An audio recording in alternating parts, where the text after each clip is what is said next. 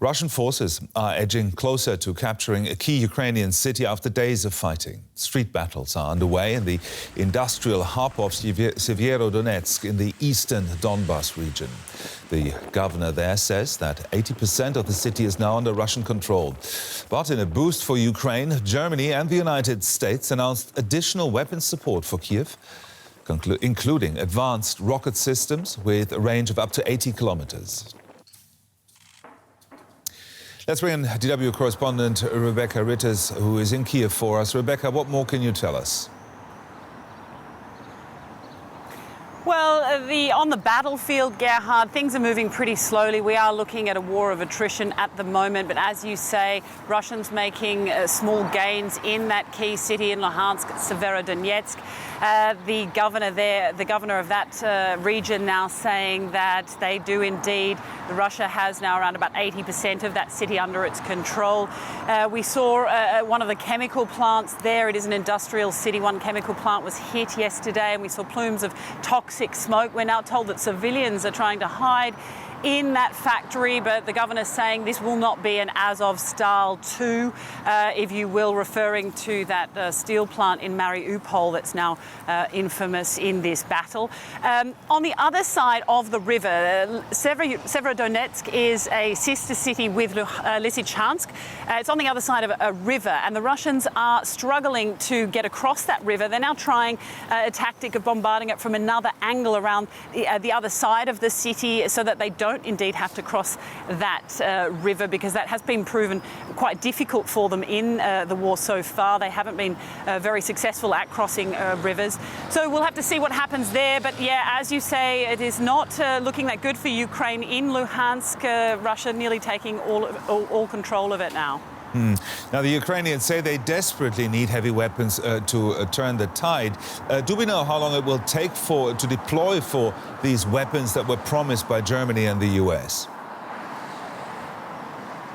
Yes, that announcement of weapons from the US and Germany was very welcomed here in Ukraine, but of course it won't be immediate. We will see what we're seeing at the moment carry on for some weeks. We're hearing that the Pentagon estimate that these heavy weapons from the US could take around 3 weeks to arrive here. Of course, Ukrainians will need to be trained on them as well.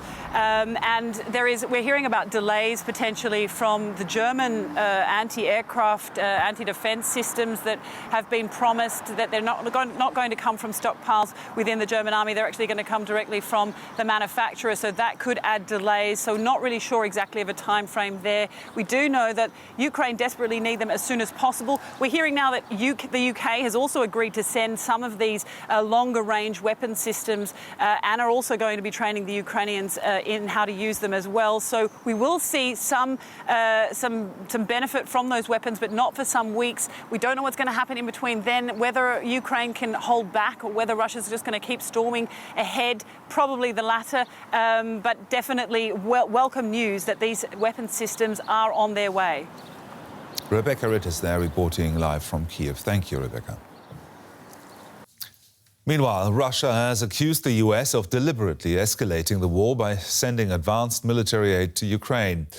Russian Foreign Minister Sergei Lavrov warned that Western weapons deliveries were raising the risk of other countries being drawn into the conflict. But US Secretary of State Antony Blinken said that Washington has assurances from Kyiv that Ukraine will not use these weapons to strike targets inside Russia. It's great to see you again. For more now, let's cross over to our military analyst Frank Lebwich, who joins us from Oxford in the UK. Frank, the Russian Foreign Ministry there calling the Western weapons deliveries a direct provocation. How seriously should we take these warnings? Well, Gerhard, the words used by Lavrov were a direct provocation. The strong implication was that the provocation was by Ukraine. And he did say, look, such risks exist of escalation, and that, in one sense, is no more than a statement of fact. But there's another way of looking at this. We've had this saber rattling from the start of the war in February. We have it occasionally every time a new weapons delivery is announced, which, of course, reflects the impact on the ground that such reinforcements are having. But look, it's not in Russia's interest to take on the West. By contrast, or on the other side, let's not forget what Biden said in his op-ed at I think it was on Monday. He said, look, as long as we, our allies, aren't attacked, US troops won't be going into Ukraine, and nor will we take on Russia. So, look, were that to take place, that would signal the end of the Russian adventure in Ukraine, and probably the end of the Russian armed forces as a going concern for quite some time. So there's two sides to this. A line is being walked. And I think we should treat this with the sort of mild contempt it deserves at the moment. OK, so talk to us now about this line that the Western leaders are treading right now, enabling the Ukrainians to fight back without provoking Putin to the extent that he will eventually retaliate. That's difficult, isn't it?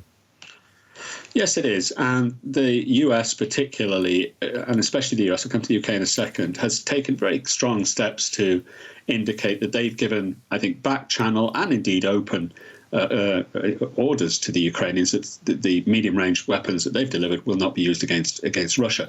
Interestingly, I'll just say this in passing, the UK Defence Secretary Ben Wallace about 6 weeks ago said that there's no reason why the Ukrainians shouldn't use UK weapons against Russia, although they were short-range, very unlikely to be used that way. So look, I think, yes, the West is drawing its own, setting its own parameters of the delivery of these weapons, and this is an issue of sort of subtle messaging, I think, between the two large sides in this. That's to say, the West and Russia, with Ukraine caught in between, needless to say. Now, Frank, by all estimates, this war is going to drag on for months at least. At what point, or will there be a point where the West can no longer afford to watch from the sidelines? Well, Gerhard, I'm reminded, those of us who are a bit older may remember Bosnia, where this kind of behaviour by Russian forces, egregious shelling of civilian areas, outright murder of non-combatants, mass killings and so forth. The West stood by, essentially had a sense of strategic boredom. I don't sense that yet. But let's not forget that the Ukrainians are fighting back effectively and the West is involved. But treading this line is difficult. As for, and will remain difficult, by the way, I would say another thing. It's conceivable we might see some form of Russian retaliation, not on the ground against Western forces, but possibly in other domains, cyber or space.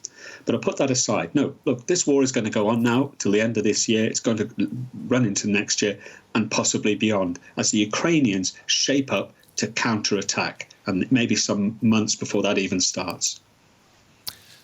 Our military analyst, Frank Ledwidge, there. Thank you, Frank. Thank you, Gerhard.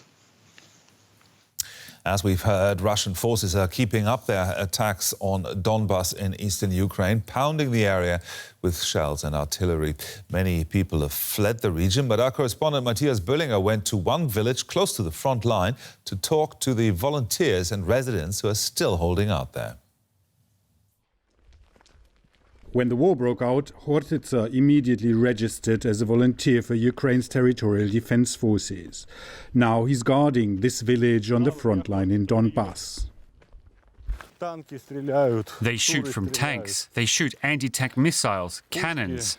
I'm not a career officer, so it is difficult for me to distinguish all of them by sound.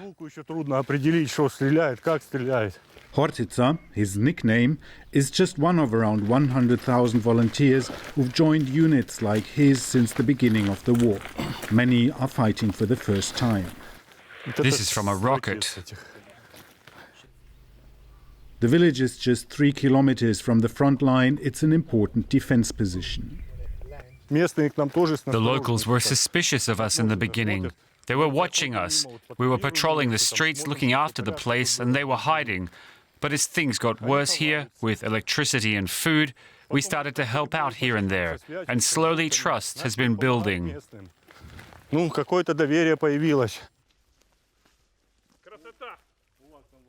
Now soldiers and the remaining villagers have got used to each other.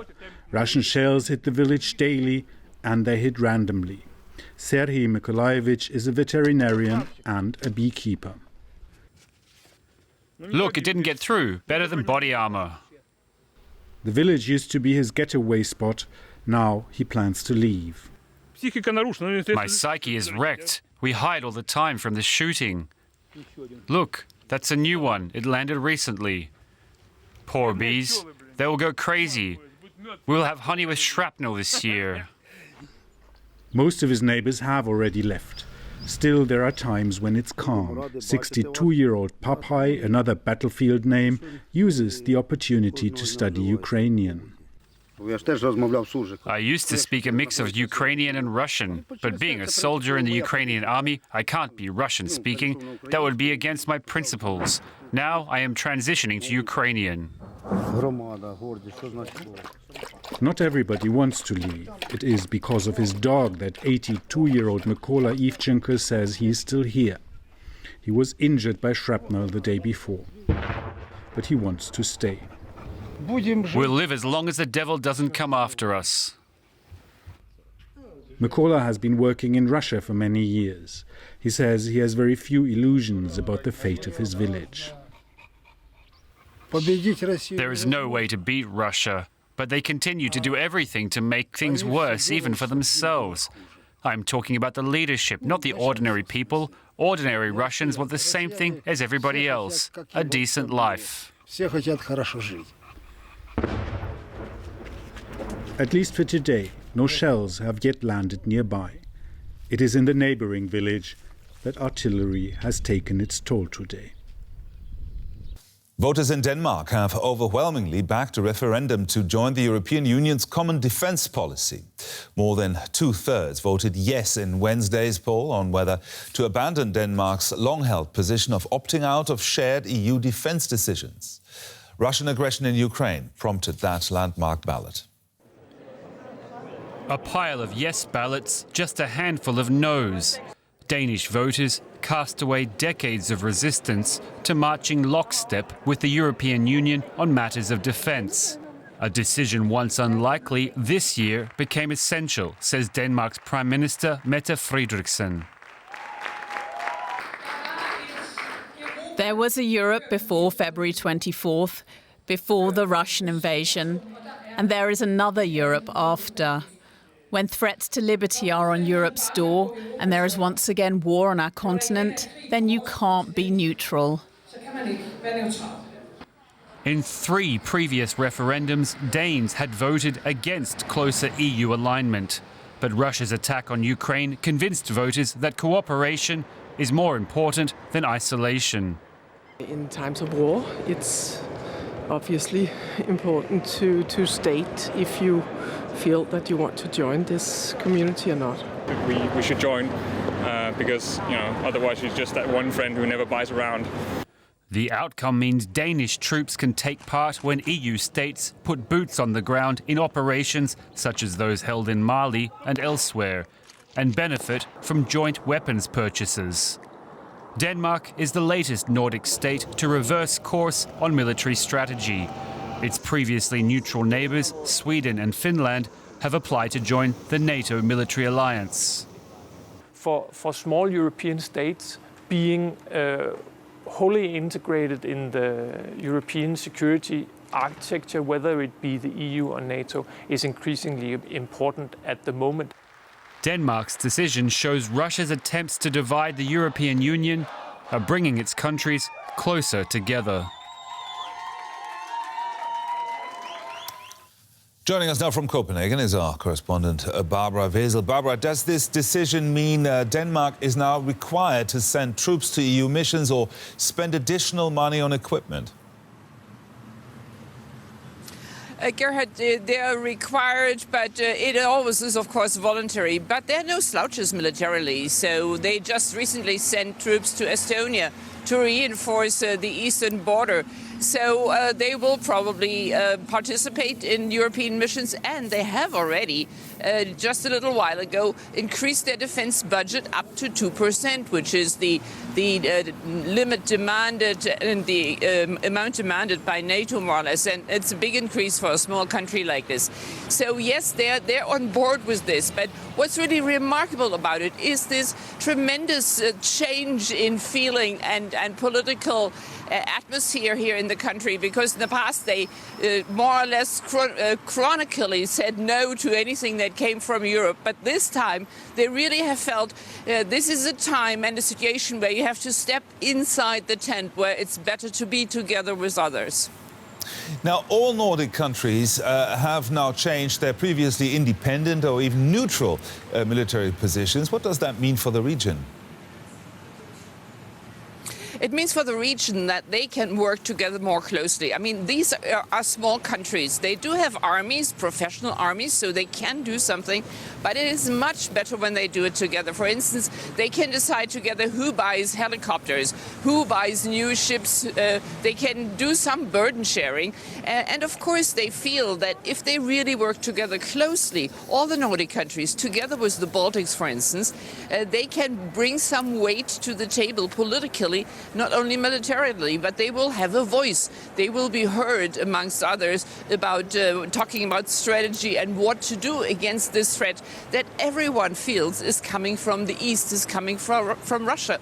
And this is such a huge change for these countries who for decades seem to live in this sort of paradise of political independence and being apart from others.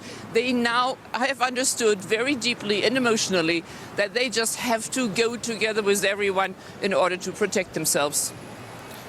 DW correspondent Barbara Wesel reporting from Copenhagen there. Thank you, Barbara.